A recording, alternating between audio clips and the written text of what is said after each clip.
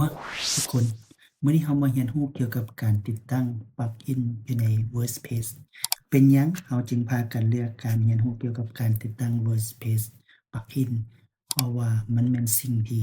ช่วยชีวิตเราและกอบกู้ชีวิตเราที่บ่ต้องไปเฮ็ดในสิ่งที่คนอื่นเคยเฮ็ดมาแล้วเราเพียงแต่ไปเอาเครื่องมือคนอื่นที่ใช้มาแล้วเอามาเพื่อติดตั้งลงมาในเว็บไซต์ของเราง่ายไว แล้วก็เขาใช้ได้ดีแล้วเราก็เอามาใช้ต่อขั้นตอนที่เราก็ไปซอกกันปลักอินอยู่ในเว็บไซต์หั้นมาแล้วก็เลือกเบิ่งว่าสิ่งใดที่เราต้องการเฮ็ดแล้วก็แอดปลักอินเข้าไปในอ่าเว็บไซต์เราบ่ว่าจะเป็นโฮสต์บ่อยู่ในโฮสต์เว็บไซต์เราบ่แล้วก็เลือกแล้วก็ปรับแต่งแล้วก็เฮ็ดให้เว็บไซต์ของเรามาได้สบายง่ายเรามาเริ่มเลย ในการจะเลือกเข้าไปในเว็บไซต์ของปลั๊กอินของ WordPress.org ปลั๊กอินนี้เราเข้ามา Exchange นี้แล้วก็เลือกคำว่าปลั๊กอินปัจจุบันมื้อที่เราอัดอยู่นี้มีหลายกว่า60,000กว่าปลั๊กอิน60,000กว่าปลั๊กอินที่เราสามารถเลือกใช้ได้คิดว่าโดยส่วนตัวแล้วเราคิดว่าน่าจะมีครบทุกอย่างที่เราต้องการแต่ว่าปลั๊กอินมื้อนี้เราจะมาเรียนรู้เราเอาในสิ่งที่เป็นพื้นฐานก่อนเนาะ อย่างเช่นว่าเราต้องการว่าให้มีการติดต่อลูกค้าขอติดต่อสอบถามเนาะเพิ่นก็ส่งหัวข้อว่าชื่อหยังอีเมลว่าแนวใดเรื่องหยังแล้วก็เนื้อในว่าจั่งใดก็กด submit สามารถส่งหาเราได้เลยอันนี้เราเหลียวเบิ่งคือง่ายแต่เวลาเอาไปสร้างจะใช้เวลาแต่เราจะมาเฮ็ดภายใน2นาทีให้มันง่ายให้ทุกคนเนาะก่อนอื่นหมดตัวนี้เรารู้แล้วว่าตัวนั้นเป็นการติดต่อนั่นก็คือคอนแท็กต์เนาะเราพิมพ์คำว่าคอนแท็กต์ เราจะเลือกเอา Contact Form 7ขึ้นมาทับอิฐเลย เป็นหยัง เพราะว่ามีคนใช้กว่า10,000,000 user 10,000,000กว่าเว็บไซต์เราเลือกนี่มันง่ายปลอดภัยสะดวก ในเพจของเราเข้ามาในเพจของเราจะเห็นปลักอินเนาะปลักอินเรากดเข้าคำว่าปลักอิน Add Plugin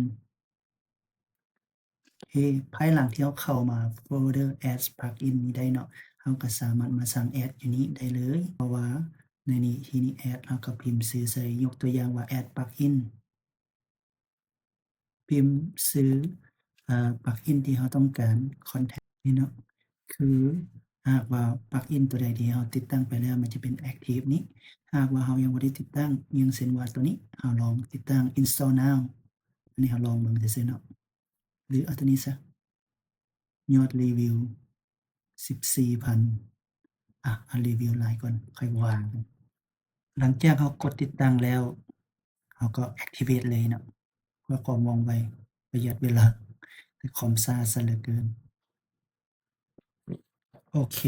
หลังจากที่เวลาเราติดตั้งแล้วเราสามารถมากวดคืนได้ว่าเราติดตั้งปลั๊กอินนั้นแล้วเราก็คือ install plugin แม่นตัวที่เราติดตั้งมาแล้ว Contact Form แล้วก็ตัวเมื่อกี้แม่นน่าจะแม่น WP Form Like It นี้เราจะเนาะในการตัวนี้เวลาเราเข้าไปติดตั้งนี่ก็บ่มีหยังเนาะง่ายหลายอยู่ในนี้เราสามารถปรับแต่งเปลี่ยนแปลงเป็นภาษาลาวได้อันนี้เป็นคำสั่งที่เราจะเขียนเนาะอย่างเช่นว่าเรานี้อยู่ในเราเข้ามา edit เบิ่ง เราแฮ่งใส่หลายอย่างมันก็แฮ่งซ่าไปตื่มซื่อๆเนาะ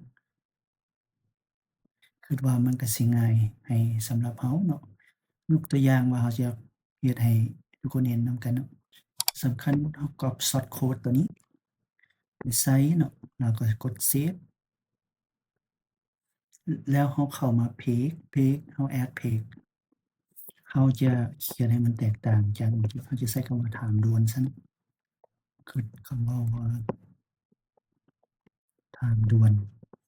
แล้วโคดที่เราได้มาเมื่อกี้เอามาวาดภาพใส่นี้